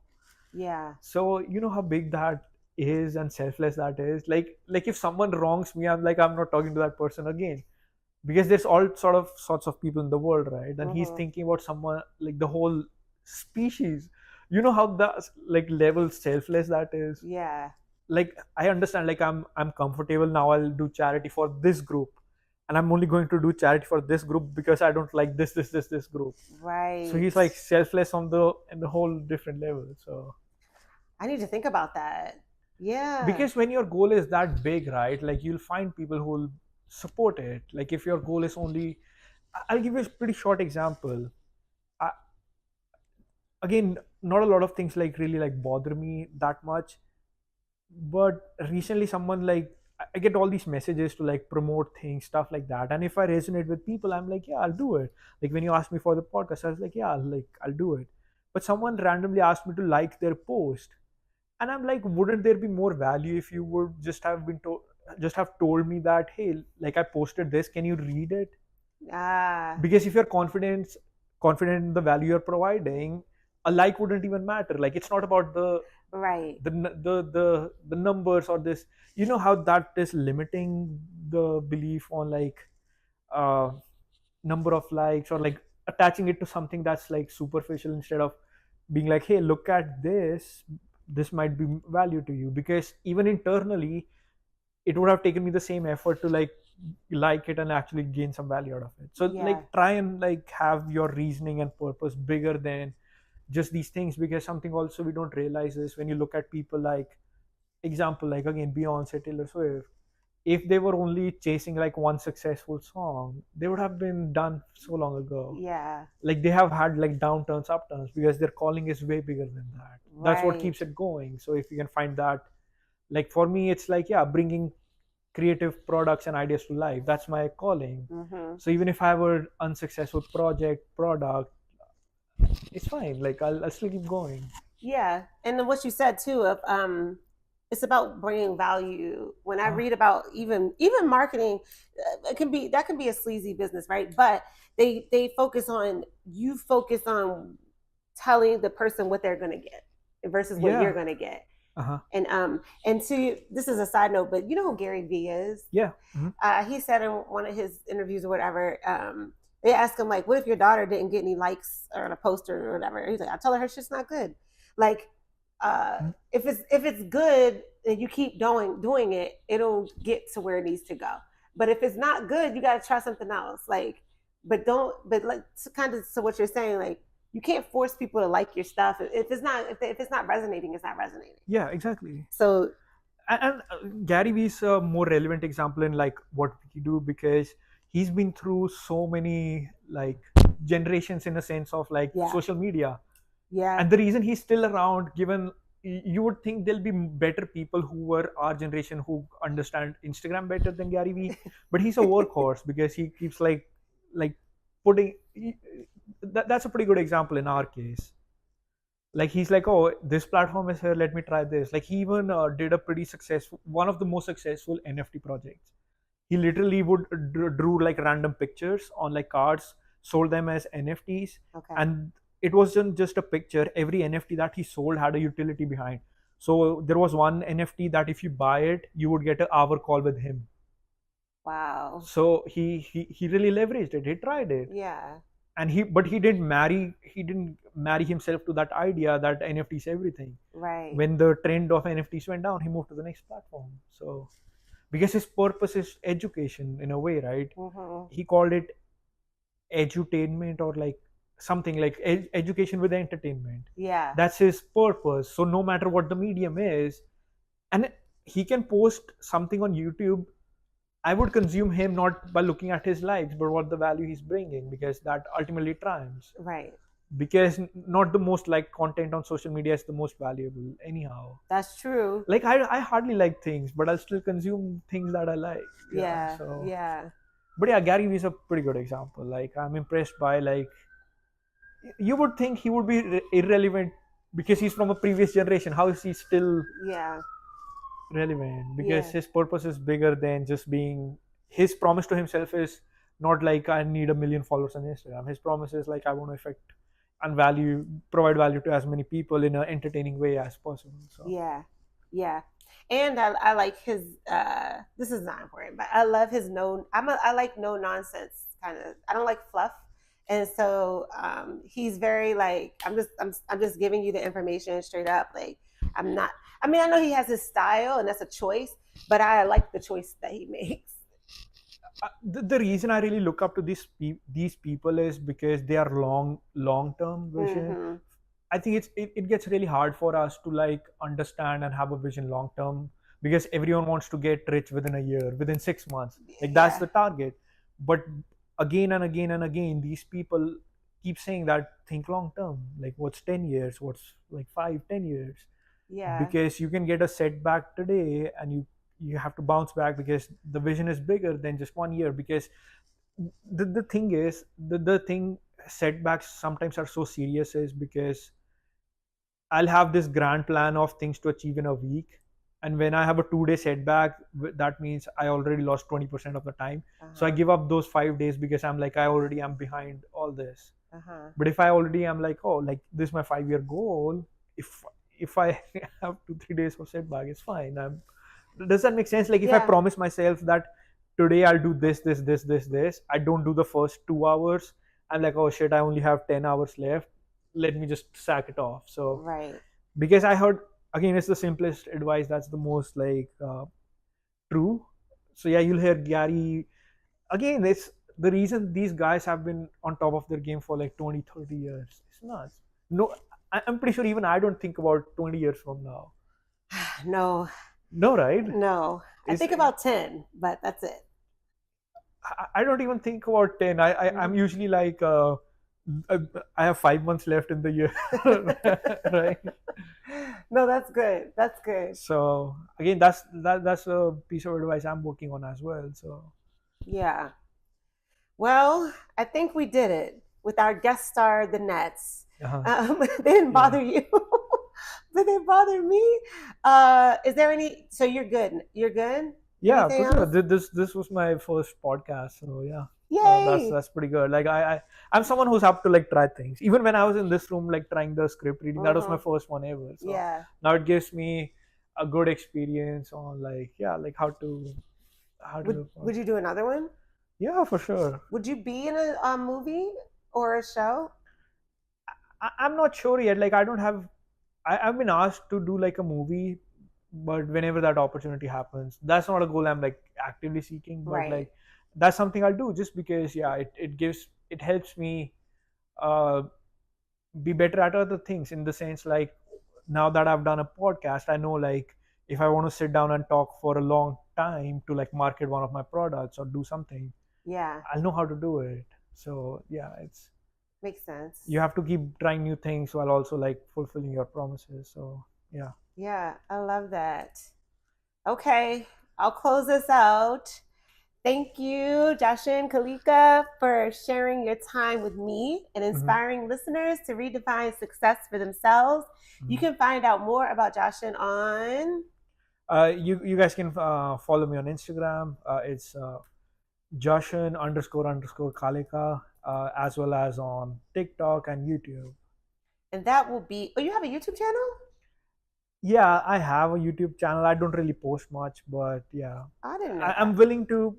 I think that's one of the goals is this year to like my big 2025 goal is to start a series called one project a week. So I'm like really like accumulating a bunch of projects that I'll like launch one project a week. So it's like a app idea or product idea, something like that. Oh, wow. So Okay. that's something I'm working towards. So Okay. I'll put that in the show notes, at least the Instagram and TikTok, and yeah, I'll see if I can find YouTube. okay, And thank you. What did you say? yeah, I'll send them to you. It's there? Okay. I'll send everything to you. Okay. So yeah, So check the show notes. And thank you, listeners, for tuning in. Again, I ask that you subscribe to the U Plus Happy YouTube channel. It's very helpful. If you like this episode, like it, share it, help the channel grow. And you can also follow the show on Instagram, where I post clips of the show at U Plus Happy. And I asked the guests to say the tagline, which is we'll show you our definition of success if you show us yours.